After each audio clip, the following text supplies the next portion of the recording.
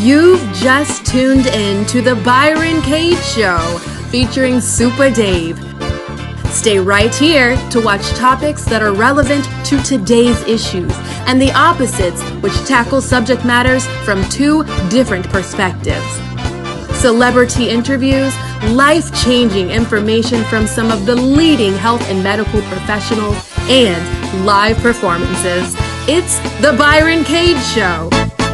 Hey everybody, welcome to the Byron Cage with my main man, Super Dave is in the house, y'all. Listen, we've got a great show in store for you. We want you to keep it right here. We've got some wonderful gentlemen that will be talking about some things that are important to our community. I'm talking about gang violence and incarceration and forgiveness. Pastor David Venable is here along with James Fisher, and we're just going to talk about community and gangs and the things that we can do to empower our people that we can live our best life. And then I'm really excited. My brother from another mother is here. I've known him for well over 40 years. He's a national, international recording sensation. His name is Ernest Pugh. Keep it right here. We'll be right back, right here on the Byron Cage Show. We give you the honor, Jesus. Oh, Jesus. Hallelujah, Jesus. Oh, how good it is to be in the presence of the Lord. My soul rejoices, being in the presence of the King. So refreshing, such a blessing. No place I'd rather be than in the presence of the King. Hallelujah. How many of y'all like being in this presence? Thank you, Jesus. Oh, how good it is to be in the presence of the Lord. My soul rejoices in the presence of the King. So refreshing, such a blessing. No place I'd rather be than in the presence of the King. Hallelujah. Come on, y'all, let's sing it together. Say, oh, how good. Come on, to be in the presence. Be in the presence of the Lord. My soul Rejoices in the presence of the King. in the presence of the King. So refreshing. So refreshing. It's like water, well of water springing up in my soul. There's no place I'd rather be than in the presence of the King. All right, got this bouncy part right here. This is what it makes me want to do. Come on, let me say it like this. Listen, say, makes me want to sing, makes me want to shout, makes me want to holler, makes me want to sing, makes me want to shout, makes me want to holler. Throw up my hands. Come on, in your house right where you are. Come on your child, wherever you might be. I'll say it again. Throw up my hands. Come on, y'all, help us sing it together. Come on in unison. Come on, say, makes me want to sing. Makes me want to Makes me want. Makes me want to Makes me wanna. Makes me want to holler. Say it again. Makes me wanna. Makes me want to Makes me wanna. Listen, welcome back, everybody. I'm Byron Cage. This is Super Dave, you all, and we are so excited to discuss what we're getting ready to talk about now. These two gentlemen who have come from the streets of Washington, D.C. Both of them had affiliations. Both of them had things that happened to them while they were on the streets. One in particular was incarcerated for almost 19 years, and another became a pastor. What a difference. But what we're going to do is we're going to have a really great conversation today, and we're just going to talk about the importance of understanding what the street really, we've been asking the question with Super Day, what are they looking for? Right. Because right now it doesn't seem like church is the answer for a lot of them because they keep pulling on the perpetual cycle of violence and what they consider, I guess, to be some sort of a brotherhood. Yeah, but most of them, when they do things, they reference to God. A lot of them have tattoos that reference to church. So, I know a lot of guys that are in that lifestyle that when they speak and the code they stand on, God is behind it. So, it's one of those things that, we just have to find a way that they can understand that you can bridge who you are, still have that faith and still lead our community in the right way. Absolutely. And you can change. You can change. There are a lot of people that feel like you can't necessarily change, and that if I'm in the street, once in the street, always in the street. And we have people that repeat those cycles of violence and death and, it seems like that's almost an honor that when you pass on, because I know they have the thing where they take the drink and put it over the alcohol over the grave. Pay homage. Yeah, they pay homage to you. And that can't be the answer, the end all to a person who really believes that there's more in them than just that life. And I think that's what we're getting ready to talk about right now. I'm talking about my friend, Pastor Dave, also with James. They're coming to us right now. Let's welcome them here to the Byron K Show. Makes me wanna shout. Makes me wanna holler. Say it again. Makes me wanna. Makes me wanna. Makes me wanna. Makes me wanna shout. Makes me wanna. Makes me wanna holler. Come on, say it. Throw up my head. Come on, throw your hands up in here. Come on, say it again. Throw up my hands. Throw up my head. Father, we bless your name. Gotta do my best. Gotta do my best. I wish somebody would get out the aisle right here and just break out. Hey, welcome back to the Byron K Show, featuring my main man, Super Dave. Listen, I wanted to do this topic because growing up in the streets of Detroit, Michigan, we were surrounded by gangs. I went to Longfellow Middle School, and I would have to walk to and from school, and there were bullies and all types of things. But in the evening time, in the afternoon, when everyone was out of school, I did my homework, and then my parents took us to church. So I was not a part of gang affiliation and all that kind of stuff, but there are individuals who have an absolutely wonderful testimony of how God can turn their life around. And two of those individuals that are here, two opposite guys. One is a pastor, and the other was a gangbanger. And now he's an entrepreneur doing great and wonderful things. I want to introduce them, Dave, and first tell their story, and then we'll go right into just asking questions about, James can answer questions like, what is it that the streets really are looking for? Why is it that black young men don't really like to go to church or to go to things that are more structured, but they find peace in the streets and in the rules and the laws of the street? So we'll get to that in just a minute, but let's welcome Dave real quickly. First of all, Pastor David Venable is in the house. He is right here from Washington, D.C. Man, What's up, Pastor? Yes, sir. Doctor, how you doing? And then my main man, James Fisher, who's live with us on Zoom. He's there in Houston, Texas. I'm going to ask Pastor to talk first, and then he'll give his testimony after James introduces himself. Just let everybody know, Pastor, what you are and what your areas of expertise have always been in ministry and in your community. I'm Dr. David Venable. I'm the senior pastor of the Cathedral of Christ Baptist Church right here in Washington, D.C. I am also an educator. I taught in D.C. public schools for 10 years. I am a product of the District of Columbia, from one of the worst cities or neighborhoods in our area, Washington, D.C., Southeast Washington, D.C. I am one of 9 children by my mom, but altogether, with my dad, it's 16 of us, and most of us, we had to scrap to survive from the street. So, but I persevered and refused to be a statistic. And now, of course, I'm a alum of Bowie State University. Got my master's degree in theology, my undergrad degree in English education, another master in education, and now my doctorate in theology. And I'm glad to be here, bro. Good to have you here, man, because you absolutely come from the streets, just like I come from the streets. Mm-hmm. Dave, Super Dave, is actually from St. Louis, and that's the murder capital of the world right now. Yeah, so you know a little bit about the streets as well. Yeah, I grew up in some tough areas. Definitely growing up around kids where we were pretty much pushed to be in a gang. Like at one point, me and my brother was in the same house, and he was running with Bloods, and I was running with Crips. We wore the King Griffey was popular back then, so we wore the Maryland, hats and stuff like that. So yeah, we definitely come from that time. I thought that was the way of life, to keep it real with you. So when I started getting into sports and actually traveling a little bit, it was weird to me. It was weird not to be involved in that type of stuff or deal with it day to day. Yes, absolutely. And then my brother James Fisher, he has probably one of the most awesome testimonies about how he really could have lost his life, I'm sure on several of occasions, because he was a shot caller. He was the one calling the shots and doing things, and his life got turned around, of course, when he became incarcerated. James, I want you to say what's up, man, because you certainly lived it. You lived it, so you know it. It's authentic for you. And how do you feel now, man, being on this side, because you're an entrepreneur now? Relief. I feel relief. Yeah, absolutely, man. Talk about your story though, man, because you have an interesting story of how you grew up in the streets and you were in the gangs, and then you got arrested and went to jail for a spell of time.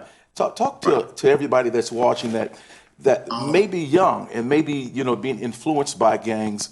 What can you tell them that turned you around to make you say, hey, you know what? I'm going to turn my life around because you're getting old, be an older man now, and you don't want to be 40 and 50 and still running the streets and doing something. You actually own your own business now. So what changed you? What made you turn and say the gang just was not for me anymore? The street life, for me, I just became tired. I became tired. I started selling drugs at 8. Started shooting guns at probably 9 or 10.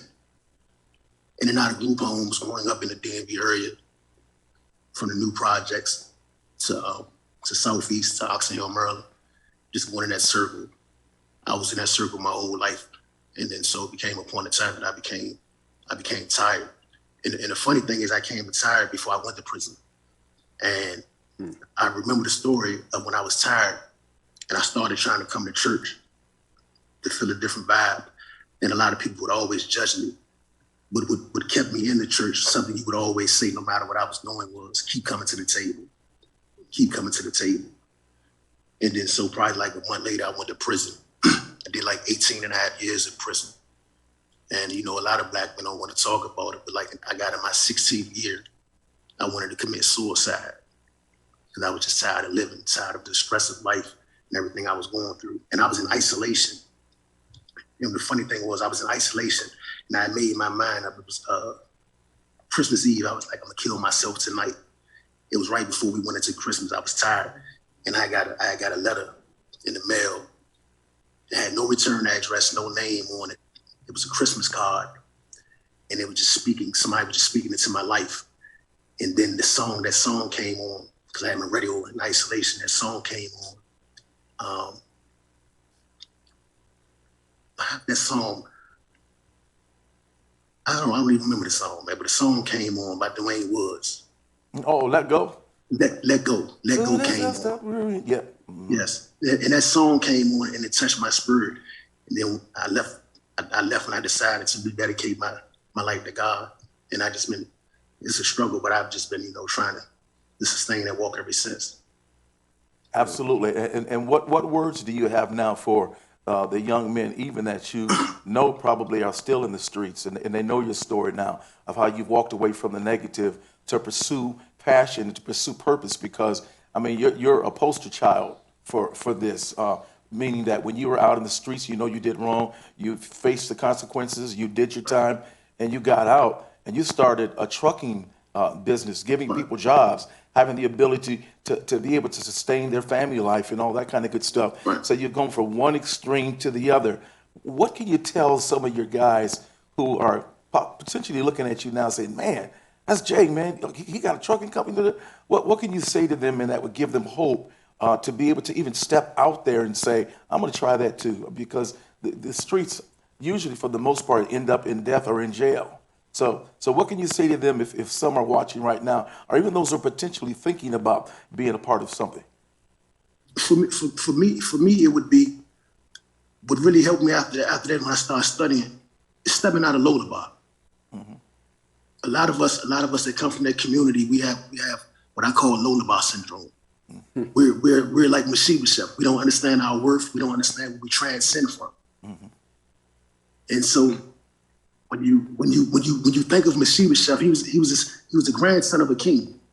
He was a son of a prince. But yet when David came to bless him, he didn't understand his worth. Like, why would you want to rob with such a dead dog as that?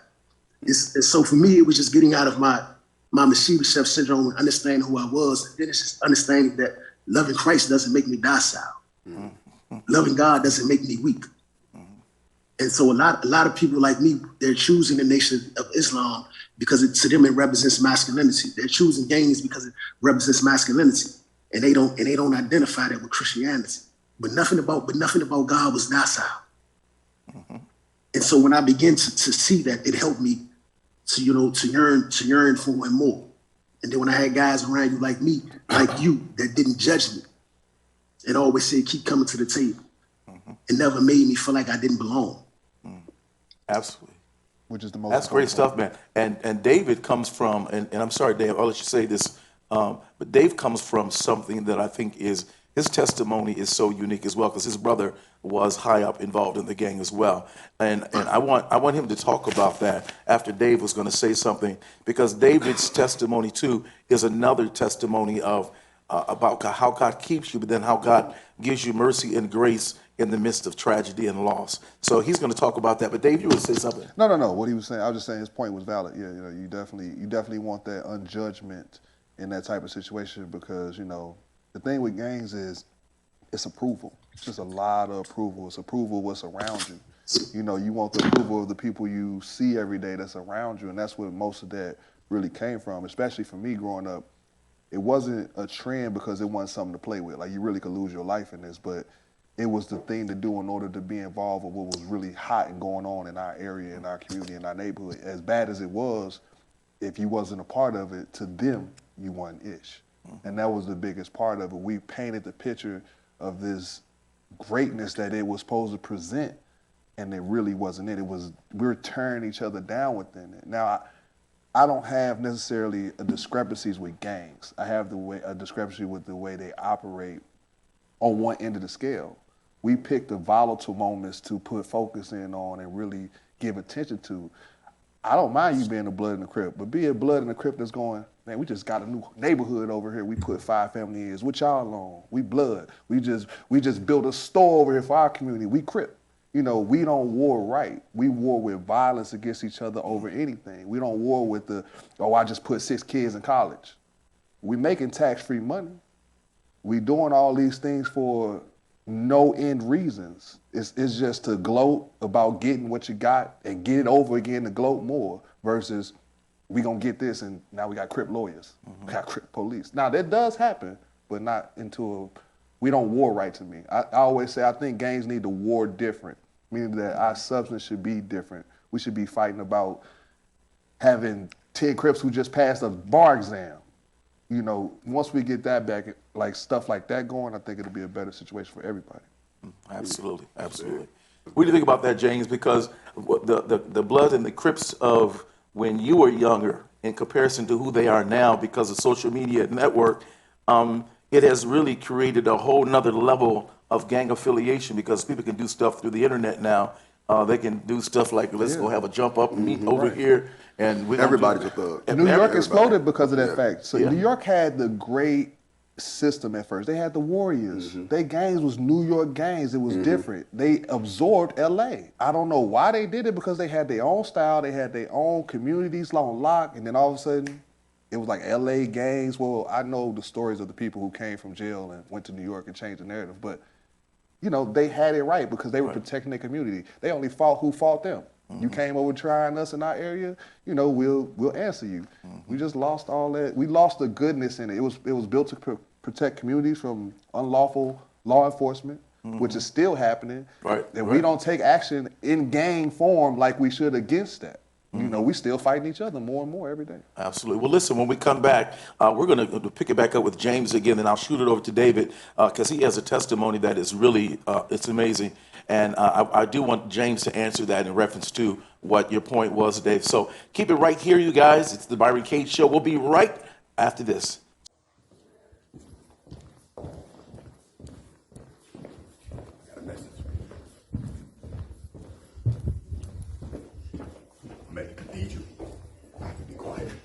We have a little class going on, but I want to invite you to the cathedral. Listen, guys, join me. I should have started back here. Listen, join me at the cathedral, man. Listen, at 9:30, give us a few more minutes. Join me at the cathedral, 5354 Sheriff Road, Capitol Heights, Maryland. I need to see you at 9:30. My phone ring, 9:30.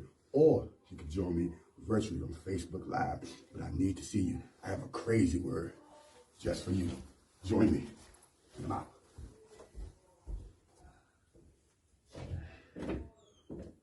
hanging out here with James and Pastor Venable.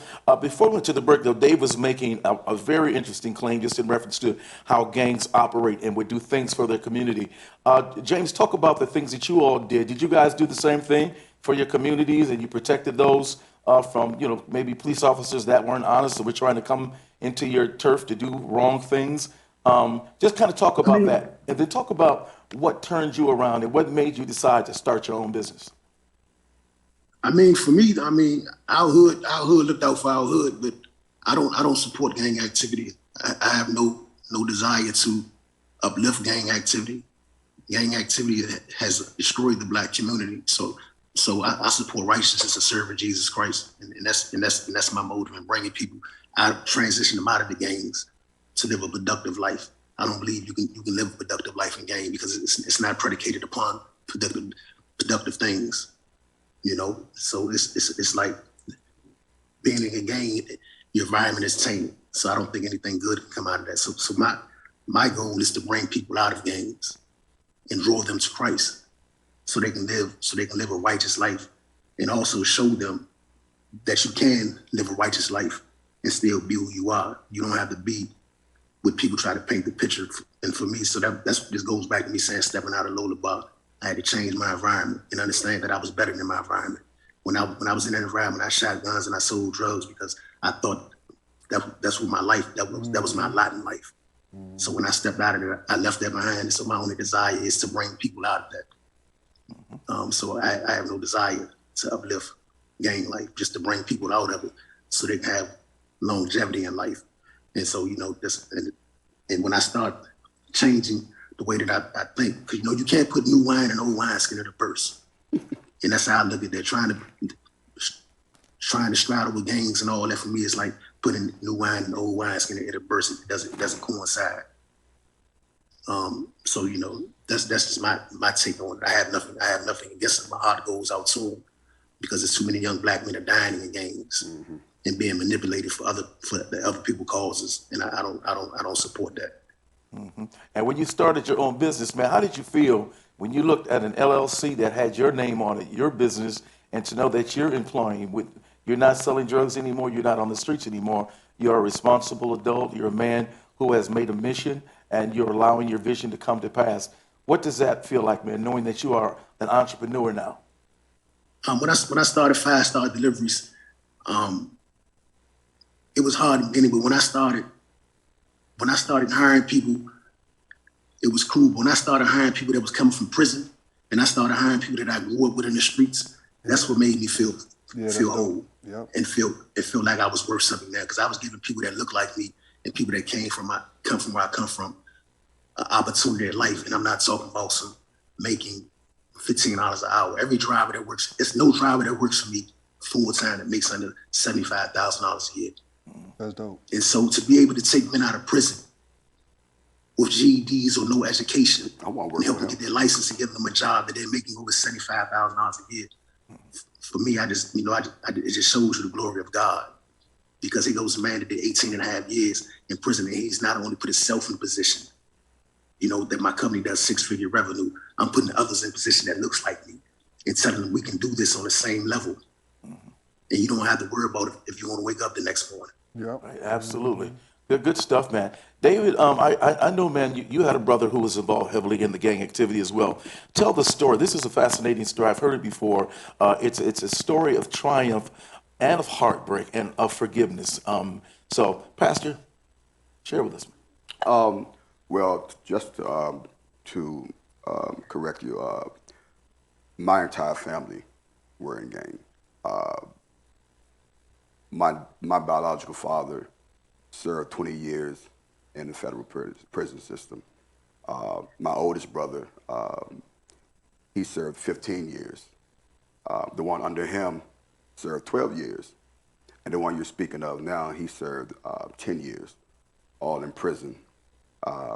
And the one you're speaking of now, he turned his life around and began to work for he worked for the Attorney General of Washington, D.C., Carl Racine, and coming from a meeting, being an he was just hired as an anti-violence interrupter.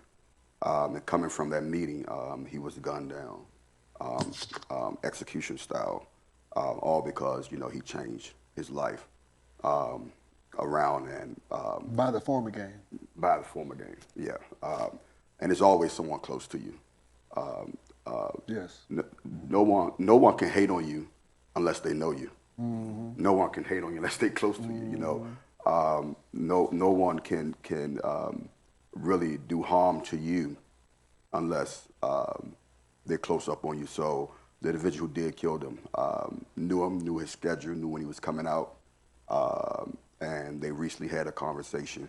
But the blessing in all that is, I didn't have the opportunity to grow old with him, but I had the opportunity to see him grow up, and that was the blessing for me. So that's my testimony with him, you know. We now have a bill in D.C. It's called the Venable Initiative, and what that initiative is, it's a federal crime to do any harm to any anti-violent, you know, interrupter, stuff like that. So that's my testimony with him. Yeah. Now tell us though, because you preached your brother's funeral. How did you find the strength? I know we have God as a strength, because there were probably people in the audience, because it was packed, who probably could have been involved, you know, in the planning. You just never know. But your word that you gave, you found the strength, and in that strength also came forgiveness. Kind of talk about that for somebody who really is watching that has lost loved ones to violence, who feel like they haven't been able to go on yet. You don't let it become you. First of all, back to the preaching the funeral itself. My brother was my hero. He was absolutely my hero. He was my protector and all that. So I jokingly said, but I'm serious. If I didn't preach his funeral, I was gonna be scared that he's gonna get up and beat me up. So I had to preach. You know, I had to preach it. I had to do well at it. So, but you get through it, and it's not cliche. You get through it through the strength of God. You know, you don't. One thing that my mentor always ask him, how do you feel? He said, it doesn't matter how you feel. You know, it doesn't matter how you feel. So when things have to get done, you have to get it done. So I knew that I had to be there for my family. I had to be there for my mom. I had to be there for him. And I preached it. And after that, then I agreed. But before I was able to preach it, I had to forgive. I had to forgive in my heart, because at the end of the day, forgiveness doesn't mean it didn't happen, but forgiveness means I'm not going to allow it to overtake who I am. You know, I've dealt with murderers. I went to prison to visit those who serve time. I went to court with murderers. So if I can find the same grace to be there with them, I can find the same grace to the person who did that. I don't have to hang with them. I don't have to like them, but I have to forgive them and love them. And that was my testimony. I found the grace through Christ, just to forgive. And once you forgive, you can move forward. When you hold on to stuff, it immobilizes you. When you hold on to stuff that in your heart, and you can say with your mouth that you forgive, but it really starts in your heart, you know. And when it's in your heart, you first of all, you retard your progress. You can't move. You're moving slow. So I didn't want it to rule me and stop what God was doing. I grieve my brother every day. You know, I miss him. You know, he has 12 kids. You know, yeah, yeah. I thought Black had all the kids. Nah, man, he got some too now. You know, but he got 12 kids. You know, and every time I look at them, I see him in each of them. You know, and those it can be good and bad, but it's good for me because I still can see his face through them. So, yeah. Wow. Do you think anything can be done to, you know, alleviate gangs or dismantle them? I do. I think the biggest thing, Dave, is the secret to bringing down gang violence. Because right now, not gang violence. I mean the actual gang. Because I always think about and excuse me for cutting you Go off, ahead. but I always think about that actual task. And I always try to sit and say, they not gonna change. Some of these dudes are inbred, and he knows more than anybody, I'm sure, of how deep they be into it. So I would rather reestablish and reorganize their thinking. And that's where I'm going there. What I was about to say is the rise right now with violence, with gang, with any violent offense of the ages of 20 on down Yes, sir. to 9. That's statistically 20 on to 9. And I think that the secret to really getting a hold of this, the secret is parental guidance. Of course. But we don't Which is have what I'm that. saying. Parental- Which is what I was saying particular- earlier. But That's that's what I'm what, saying. and I missed that. So yeah, parental guidance, and it's a difference between parental involvement and parental guidance. Yes, sir. Because parental involvement don't mean you're guiding, and a lot of these parents, they don't want to parent; they want to be a partner. Or don't know no better. Yeah, they don't want to be their parent; they want to be their partner. You know, and they don't need partners. They need a parent. My mother wasn't my partner. My mother was not my friend. Right. You know, I've never cussed in front of my mother still to today, and she's the mother of the church. That is a question. You know, I never cussed in front of my mother at all. None of us. She wasn't our friend. Right. You know, she was not our partner. She was our mother. You know, and I think that's the key to really getting a hold of. And it sounds cliche, Dave, but like you said, a lot of them don't know any better. They don't know how. But on top of that, just being in education, a lot of them don't want to. Nope. Because do you remember when we were in school? We just about the same age, and we were the generation said, I can't wait till I get my own kids. I'm not going to treat my kids like you treat me. Yes. And guess what? They meant it. We meant it, and so they're not disciplinary. They're not treating them like we were treated because we got whipping. We get beat. We got whippings. No, we got whippings. No, with we got switches. whipping like we was Kunta Kinte. Right, exactly. And now if you hit your kids today, and they call the police, it's child abuse. You know what I'm saying? Yeah, my mother killed me one time. Did she? And raised me back and you up. lived to tell the story. I'm telling you now, like Lazarus. So what was your question, brother, you had? James, you was My question is this. You were saying, like, basically, can gangs be stopped? Can they be eradicated? I don't believe it can be eradicated, but I believe that if the church stood up more and made a difference, it can be impacted. Yes, sir. Because Byron can tell you a lot of guys in the streets still respect me that I deal with, and I can call on them right now, but they respect me because they know my heart is pure. Yeah, because you are who you are. Yeah. When I deal with them. So now, like you were saying, going back to the parenting, it's like if a person never experienced the true essence of love, it's asinine to expect them to give the true essence of love. Yes, sir. So how can a person be so expect someone to be something that they never experienced is asinine? And that goes back to what you're saying about parenting. But if the church stepped up more and exemplified more love, it can make a damage because it'll pull people in. So what I'm telling you, I experienced the streets. I experienced the streets and I experienced the church. I had a very distasteful taste in my mouth for the church because of their actions, their judgmental ways. But when I met Minister Cage, it was different. He never judged me. I would shoot guns all night and come to Ebenezer. I would sell coke all night and come to Ebenezer. Minister Cage never judged me. Minister Cage never spoke about me. He spoke life into me and just said, keep coming to the table. But when you have church people that want to take on the role of passing judgment and being so hard on people, it gives a this taste to their mouth because they're looking for a solution to what they're going through. If I'm making sense. Yeah, no, you're making perfect sense. But how do we beat And so what I'm saying is that so they're choosing gangs because the gangs represents masculinity and it's not judging them, it's embracing them for who they are. Yeah. And that's one So thing if we're going to take on the mind of Christ, we got to take on the mind of Christ. Jesus met people where they were. Right. He met Saul before he became Paul where he was. He met Moses where he was.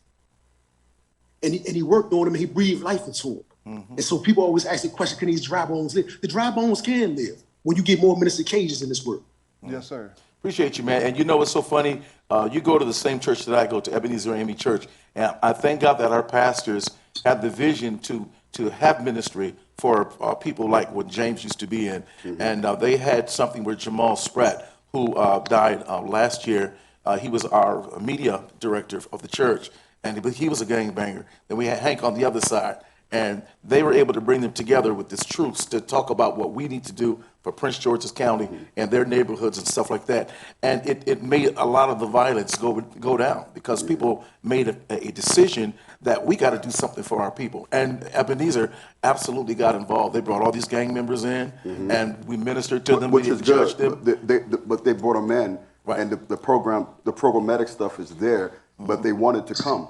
Right. So and I understand what James is saying, and I 100% agree with him. But I will also say they have to have the mentality to want to do it. And I don't care how many programmatic stuff you have as a church or as an entity or organization, if you don't have the mindset or the mentality to want to do it. The thing about James, and I hear you saying, brother, but you decided, you said I was tired. The church ain't make you tired. Yep.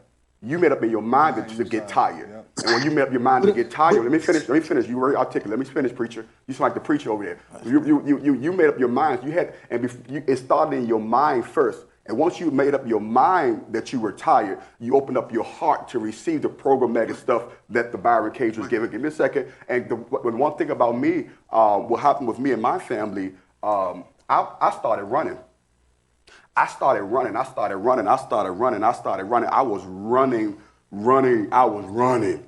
But I didn't realize until I became who I am that I wasn't running towards something. I was running from something. I was running from that. So the Bible tells the last thing, the Bible says that the enemy comes to kill, steal, and destroy. The enemy don't he ain't trying to destroy your money. He ain't trying to destroy your house. He ain't trying to destroy, what you have. The enemy trying to destroy your mind. Because if he destroy your mind, guess what? It closes your heart. And then you can't receive. So I get the church part, but at the same time, if we have to do some stuff outside the church. I always say, if your church arms are like this, them dinosaur arms, that's what I was getting from the pulpit to the pews, then you're not effective. Your arms have to be long enough to go into the community. Understanding. How long are your arms? And if your arms not long, then you're not effective. So I need to get outside the church. This is why I'm dressed like this. Not saying it matters. The suits and stuff. No, I'm going to get jiggy in the community. All of my stuff. They call me the Southeast preacher. Since the pandemic alone, James, and I'll get back to you. Since the pandemic alone, I've preached 44 funerals in 2 years. Right. And guess what? Only 8 of them was COVID. Over 30 of them was violence. It's a mindset. But you said the key thing. You said your arms have to be long. That's right. Even when you're dealing with the hospital, when people get sick, the ambulance go get them and bring them to the hospital. The church has to be more involved in the community. Absolutely. The church has to be more involved in the community. And I agree. And then when you're dealing with these people, when they see options, in their time, it will that seed will grow. All you have to do is plant it. See, a lot of times we get frustrated because we plant the seed. We want to plant the seed, cultivate the seed, let it grow. That's not you just plant it and trust God to be God, and it happened in God's time. It all happened in God's time. But the church has to be more in the community. The Nation of Islam is in the community. The gangs are in the community. The church is in the church on Sundays. Yeah, I agree. You have to come out to the community. When you come out to the community, you have to speak in soul. That's right. If I don't know you and you approach me, judging me and chastise me and just speaking about what I should be doing, I'm gonna be looking at you like, okay, I should be doing this, but what's the answer to my solution? Yeah. Yes. I might not eat tonight. I might not have a place to sleep tonight, or whatever I'm going through. So what's the answer to my solution? Right. And that's a great point. We giving too many sermons, but we're not offering solutions. And that's why I say even with my company. That's good, sir. When I go back to dudes I grew up with, I don't go to them saying, man, don't smoke no boat this week, don't smoke no weed, don't drink that. I give them a solution to what they're going through. I'm giving you a job as a place you get. What you do with it is on you now. Exactly. And But it goes back to this, James. Look at this, James. Look at this, James. To what they're going through. James, look at this. You talked about Mephibosheth, and you said something that was really key about Mephibosheth. Mephibosheth didn't think that he belongs at the table. He said exactly. So you made up your mind that you wouldn't be Mephibosheth. You made up your mind that you belong here. So as a people, I don't think it's just the church. As the black people, we always talk about Black Lives Matter, Black Lives Matter, Black Lives Matter, Black Lives Matter, but we doing the most killing. It only matters when a white police officer kills us. It only matters when we're not doing the killing. And it's a problem, and it's an epidemic out beyond the church. It's a community. The church is this big now. I'm talking about black people. Black lives can't just matter when white men kill us. Black lives can't just matter when the police kill us. We have to take it upon ourselves and say, guess what? We have to change that mentality as a black people that we matter amongst ourselves and outside of it. What is a church? Whether we have a church or not, the church didn't save my life. Whether it's the church or not, as a people, we have to take the initiative to know that we matter amongst each other and not just when the white man kills us. I understand it, but you revolting back. You saying I made my mind up. Yeah. So for me to make my mind up, when I made some seeds was planted. And so the seeds for me before I went to prison, there was a Minister Cage in my life. Before I went to prison, there was a Reverend Deeds in my life. And when you get off air, he can speak to you about Reverend Deeds. So Reverend Deeds planted seeds in me that didn't grow until 18 and a half years later. Byron Cage planted seeds in me that didn't grow until 18 and a half years later. And then when I got out of prison, and I met him again, he didn't judge me. He offered me work. Moved my house from Atlanta to Maryland. He poured money into my company. He didn't, you just getting out of prison, do you got to? So he planted seeds. So when I had people around me like Byron Cage, they planted seeds, and people around me like Reverend Dees that planted seeds that helped me when it came time to make my decision. And so all I'm saying is that the church, we gotta continue to plant seeds, and we need to go where the ground is fertile and needs to be tilled at. And that's the community. That's Southeast. That's Alpha Street. That's good. And Paul said it in the New Testament when he said to become all things to all people so you can win them. That's what absolutely. We're here to make sure that we can win those who are good and win those who really need the work. So Pastor Dave, James, thank you guys so much. I'm going to let Super close this segment out, and then I'll be back with the closing comments today, because this was a very important topic to discuss. This was beautiful, man. I think both points are valid. Going back to my position on it, like I was saying, and what Brother James was saying, and Dr. Venable, both great points. And what he's saying is right, and I agree with him. And that's my fight with a lot of the churches, the communities that just, they just pull, see them, and they don't pour into the people that don't. His point is very valid, and I agree with him. I do think, like Dave was saying, though, we have to pay attention to the mind frame of those who don't have any intentions of exploring that type of life. So my goal would be then to sit with you and understand who you are, because you're obviously not going to let this go. So let's make this better. There's nothing good about what gangs represent right now at all. I wish they didn't exist, but we can't do that. We can't say, like he is saying, his point, we can't pass judgment. We got to accept them for who they are. That's right. And address that accordingly and make that more efficient. Because if you're going to do it right. Do it with some purpose. Do it with some substance. Don't just be out here killing each other. If somebody mess with you, then yeah, you stand for yourself. But y'all are almost like a military. Y'all should be moving and operating like one. You should only attack when approached, and you should be making any financial gains, education. They're not educating those boys. They're not giving them financial literacy. Now, granted, we are not giving these people that are in this situation of credit because they are getting hood economics. Like, they learn how to move thousands and maybe millions of dollars. You never know. But it's both great points. I just hope we come to a level at one time or another where we can take and have those different conversations in the room with guys like him, guys like the doctor, who both understand different sides than us and Minister Cage, and get more people in your position helping younger guys like that, because it's just needed all around for everyone. Absolutely. Well, and listen, everybody, James, Dr. Venable, thank you all for your transparency. This conversation was absolutely necessary. God is great. Is it that simple? God is great. Don't get no simpler than that, bro. Did you know that? I mean, everybody knows that, but the way you know it now, did you know it before that incident took place? You can know it all you want, but until you got to pick up that cross that you can't carry, and he picks it up for you and carries you and the cross, then you know. Welcome back, everybody, to the Byron K Show. Dave, Super Dave. That was super incredible. Yeah. I appreciate the brutal honesty, especially a lot of stuff that James was saying, because he actually was in the streets hard, and then he was incarcerated for his crime for what he did, got back out, went back to the gangs, went back to the streets, Did it went different. back to dealing. But then all of a sudden, something gripped him in his heart. God got a hold of him. He got a hold of some great people that could speak into his life, man. So in any type of gang activity, or you're trying to get off the street, you're trying to get into something very, very positive, there is change that can happen for you. Please try to get in contact with your local church, people around you that are positive, that can bring you into a great place in your spirit so you can begin to better yourself and do something more than what I think gang violence a lot of times sends you down two roads of destruction.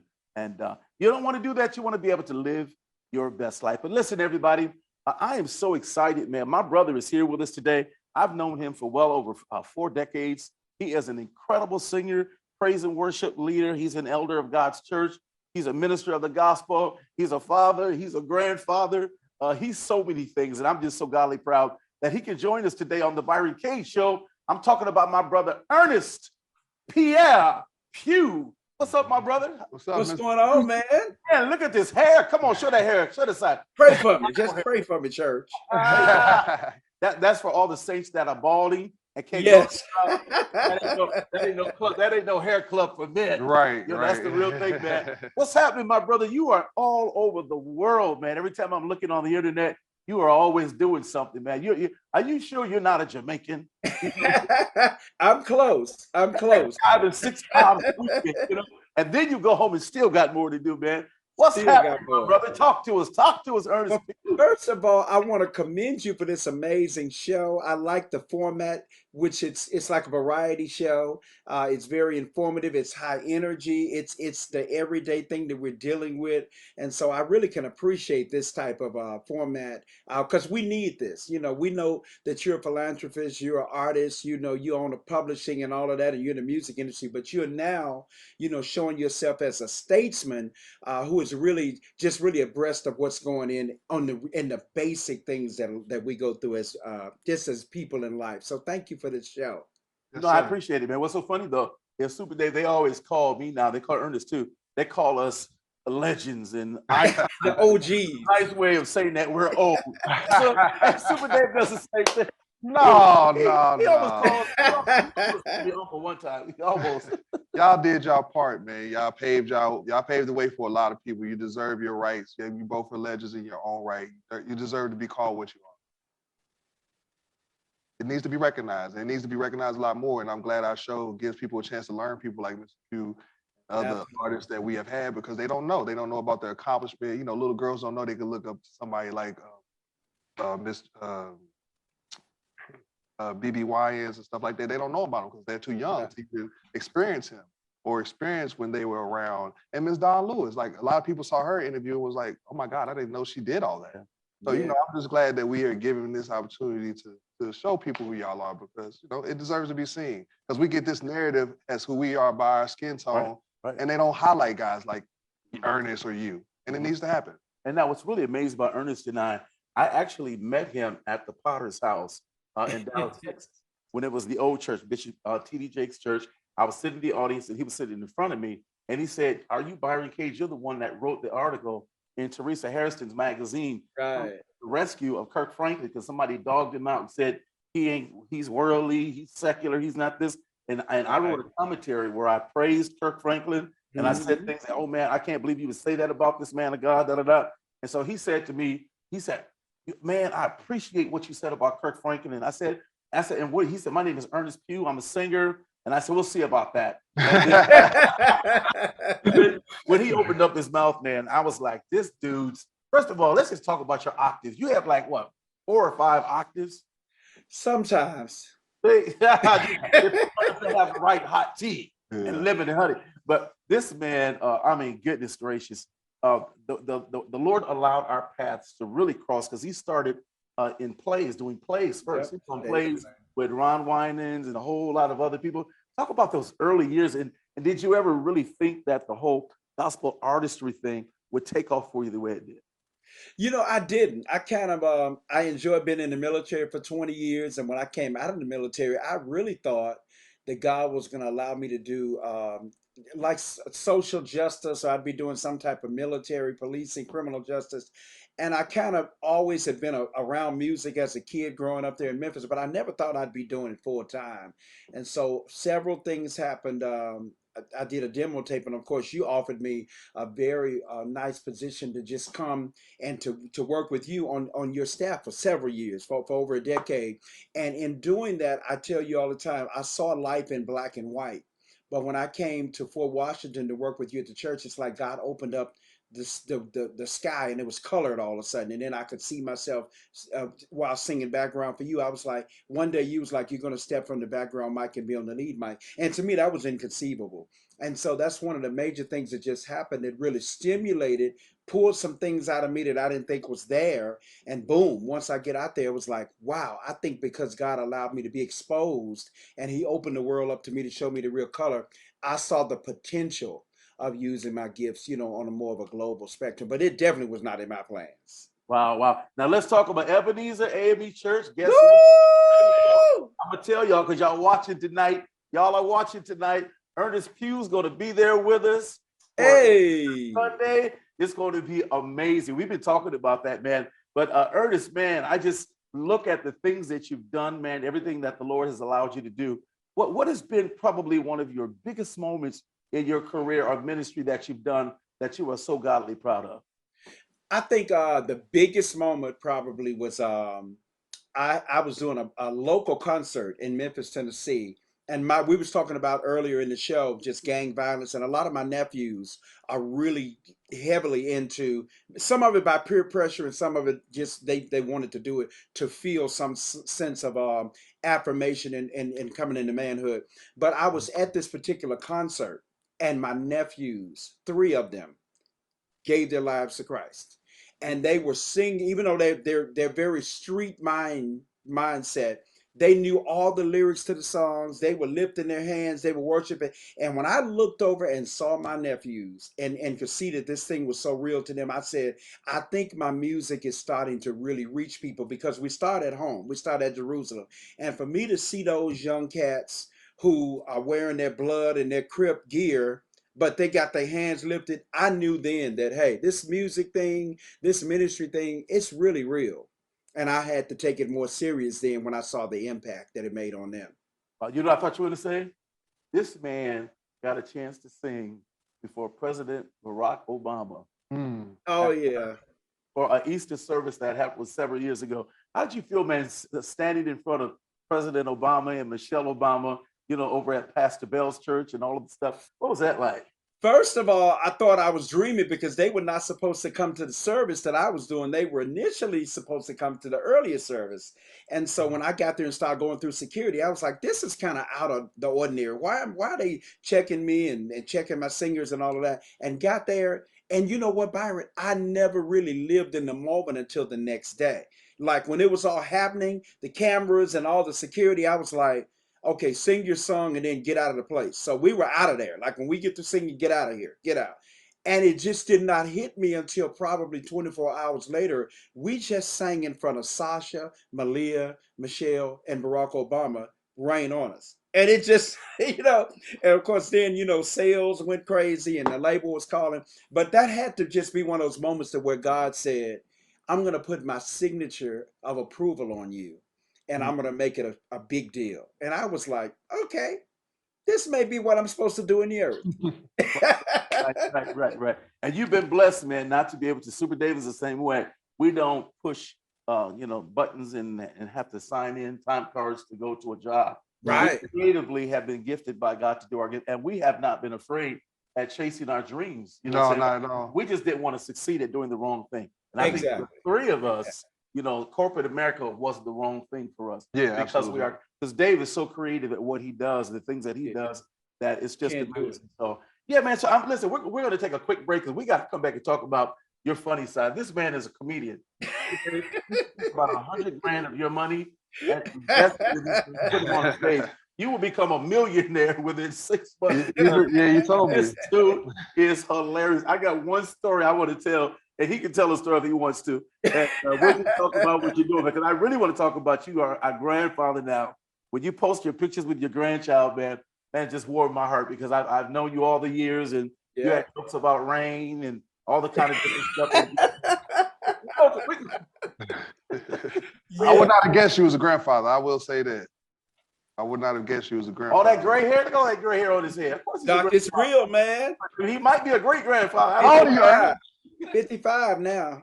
Oh man, that black man, y'all look good for y'all age. I'll be How getting old my you, Social Byron? Security in 5 years. 60, right? 60? Oh my Gandhi. I'm about 60. Not starting. Listen, y'all, we coming right back on the Byron K Show. Super Day. Keep it right here. We'll be back with Earnest. Grace, unmerited favor. Grace, that saved me, that raised me. Yeah. Listen, y'all, welcome back. Listen, Super Dave talking about how old we are. Why are you worried about how old we are? You can tell. You hang out with me. I thought y'all was younger. That's all. That's all. I didn't know you was a He grandfather. thought we were young. I thought Wow. y'all was younger. It was a compliment. I'm sorry. Listen, I'll Ernie, take it. talk about your first grandchild, man. Man, it was first of all when my daughter came and told me she was pregnant. You know, we were like, that's like your baby girl. See, I'm a girl dad, and so you never want to think about nothing like that. Them, even though she's 35, you know, up in her 30s, I always saw the academics, getting through college, getting your job. But when she fell in love with somebody, I said it's not going to be long to where this girl is going to wind up, you know, coming home telling me she's gonna have a baby. So she got married last year. Within a year of her getting married, she comes and has another big surprise. And I'm thinking it's about our birthday because we share the same birthday. She's like, Dad, I'm gonna have a baby. And my first thought was, what? I'm a little bit upset because you ain't my baby girl no more. But to watch that girl go through 9 months, well, first of all, the baby came early because of COVID, and the doctors were saying that the baby did not have a chance. It was a little over 5 months. When she delivered, he was 6 months. And every day they would come and say, do you want any options for how you're going to do the final days? Basically, they were saying a funeral. And I was like, we're people of faith. We don't believe in that. You know, we believe the report of the Lord. And so, of course, fast forward 6 months, this boy is trying to sing. He's looking up at me. I'm pointing up, trying to get him to sing notes. And it's just so surreal, man, just to see her blossom into a woman first, then a wife first, and now a mother. So it's like, that's dope. Yeah, that's very dope. Yeah, absolutely. Yeah, man. Listen, let's take it on the lighter side. Let's take it on the comedic side. Ernest, Pugh, that y'all don't know about. Let me tell you, first of all, he always says the funniest little one-liners, and he's so quick. Honestly, he's quicker than me. And one time, I don't know about that. I will never forget. He directed the choir at the church called the Chancellor Choir, and the Chancellor Choir had gentlemen playing tenor. And Earnest is always going to make sure he's in control of the choir. He's going to make sure you do what you're supposed to do, have on what you're supposed to have on, sing the right notes. He told the singer, "I want you to sing it just like this. Stay on the note. Don't go off. Make sure you watch me." So the song starting, the church is going in, everybody's clapping, having a good time, and the solo goes off on his own. And he looked and said, "Follow me, follow me." He kept going, and the gentleman just kept going. Ernest, the camera caught him solo like this, going like this. Not in the middle of the show. In the middle of the service, he was telling the man what he was doing wrong. Wait a minute. Earnest is the song. I gotta find that. He is the song. And the brother is still standing at the mic with his head down like this. Ernest looked at me and said, "Well, somebody go get this man." I was just like, hey. And I want to tell you the words we used. They were not pleasing in God's eyes. Listen, this was hilarious. You can never have a dull moment whenever you hang out with him. It's always gonna be a good time. Looking forward to it. Looking forward to it. Definitely. So do you still deal with the military at all? I do. I run a nonprofit here in the Houston area called Veterans Emergency Relief. And what we do is we address disparities in the veteran community, such as food, shelter, clothing, because a lot of times they get out and they're trying to convert over to this civilian. It's very difficult. So what we do is we kind of be that shot in the arm to make sure they're good. And so I've been doing it out of my pocket. I would take the fourth quarter of every year and I would give like a large, all of my proceeds, basically, honorariums and everything, toward that effort of a food drive in November and a toy drive in December. And recently, the government started really blessing us with government funds, and so we have one of the largest We have one of the largest endowments from the government probably in this area. I can't say the figure. So it only is done in your area? It's a few million, but we've been able to just be faithful with that, and it has allowed us to help a lot of people. 50,000 pounds of food in November, even during the pandemic, and then we've been able to give 50 families a $500 gift certificate to go shopping for about the last 5 years, and so that's this is only in Atlanta, right? That's in Texas. Texas. This is in Texas? Houston, Texas, yes. Oh, okay. That's dope, man. We gotta shoot. Absolutely. Now, man, let's talk about what you're doing now. I heard your new single. I heard everything is good is happening to me. God did. God did. I remember that. I think it was Evelyn Tarantine.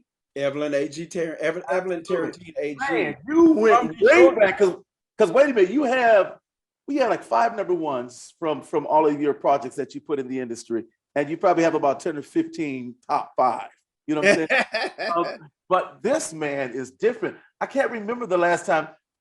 Your Grace said, "Thank you so much for Your Grace." That went to number 1. That was your last single that went to number 1. Yes, sir. What made you decide, man, to go to like a quartet, Alabama, right, Tennessee? Yeah, man. I kind of follow examples. Like, you remember when I did my first record, you had me to do a homage to Thomas Whitfield. So after that happened and I saw the outpouring of love of Thomas's fans, I said, we do stand on their shoulders. So on every album, I've tried to come and play tribute to some type of artist. Well, I had done a concert with Evelyn Tarantine just before COVID. And then when she came out of COVID, our stories with COVID is very similar. We both were hospitalized. We were in a bad shape.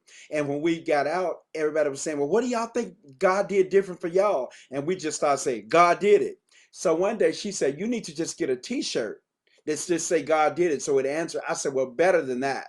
I'm going to record your song called God Did It. And so this was 2 years ago that I said it. Wow. And so now to bring it to full circle, to be able to have that as a song, have the t-shirt, and also have the testimony. That's just where I am right now. Wow, man, that is a blessing. That is a tremendous blessing, man. And I know she's going to be ecstatic to see those rolls. Oh, my God. She still got it too, Doc. No, she does. But this is what I want to know. What in the world was it like for you to be able to record with Rance Allen? Oh, my God. Oh, man, that was so incredible, because you know how you have your dream. When my manager came to me and said, well, Pugh, who do you want on the record? I said, well, my ultimate thing would be able to have Rance Allen. It was in the Bahamas. And they were like, all month they had said because of his schedule, he's just not going to be able to do it. So I started looking. I said, well, who can I get? I got Shirley Caesar singing on the album. I got Michelle Prather. I said, well, Shirley will tag it. And the day of the recording, when I'm in the sound check, Cedric Thompson then walks in, Rance Allen, and I boo-hooed like a kid at Christmas. And he said, the Lord opened up the way, allowed me to get here, and I'm going to be singing with you on All Things See Christ. That's like, to me, I was like, I could just go to heaven now, because that's all I need. Yeah, he was one of the greatest ones. But listen, man, I want you to set up your video for us, man. This God Did It is such a churchy video. Super Dave is more of kind of like a secular kind of R&B, urban kind of guy. Right. But I'm gonna see his feet. He gonna be patting his foot on this one. Set up your video for us. And again, everybody, thank you so much for watching the Byron Cage Show. We are going to leave with God Did It from my brother Ernest Pugh. Come on, set it up for us, Ernest. If your testimony is that everything that happened in your life that was good, God did it, then this is your song. Here it is. God did it. We'll see you next week on the Byron Cage Show. Peace. Hey, I don't know. I think y'all gonna have to get on up on this one. Listen, if you're in the kitchen, if you're in the living room, if you're in the yard, but if you're driving, don't take your hands off that steering wheel, all right? Come on. Put your hands together. Yeah. This is my testimony, y'all. Listen. Everything that happened to me that was good, God did. Yes, He did. Well, everything that happened to me that was good, God did. Yes, He did. Listen, pick me up, turn me around, placing my feet on higher ground, and everything that happened to me that was good, God did. Yes, he did. Let me say it again. Everything that happened to me that was good, God did. Yes, he did. Well, everything that happened to me that was good, God did it. Yes, he did. Listen, once was lost in a world of sin, Jesus came and took me in. And everything that happened to me that was good, God did. Yes, he did. Come on. I said God did. Yes, he did. I said God did. Yes, he did. I went to a doctor. They couldn't heal me. Went to a counselor. They couldn't feel me. So I called my lawyer, but the problem wasn't solved. Called my family. They couldn't get involved. Then I called on Jesus. He came to the rescue. Said I called on Jesus. He came to the rescue. Yes, he did. Anybody know he did? Does anybody know he did? Let me see you wave your hand. Let me see you wave your hand. Said he saved my soul. Then he made me whole. He gave me grace to run this race. Anybody know he did? Does anybody know he did? Who did it? Who did it? Who did it? Who saved you? Who raised you? Who healed you? Who filled you? Who brought you? Taught you? Who kept you? And never left, never left, never left, never, never, never, never, never, never, never, never, never. Oh, yes, he did. Anybody know he did? Anybody know he did? Let me see you wave that hand. Let me see you wave your hand. Let me see you do your dance. Let me see you do your dance. Let me see you leap for joy. Let me see you leap for joy. Yeah, yeah, yeah, yeah. You can't make me doubt him. I know too much about. To me, that was good. God did. Yes, he did. Everybody clap your hands. Everybody clap your hands. Hey, I just need you to look back over your life and just think about one thing that you know you couldn't do for yourself. And it happened. It manifested. Come on. Everybody clap your hands. Hey. Hey. I feel right churchy now, y'all. Hey, that's enough of that. Oh!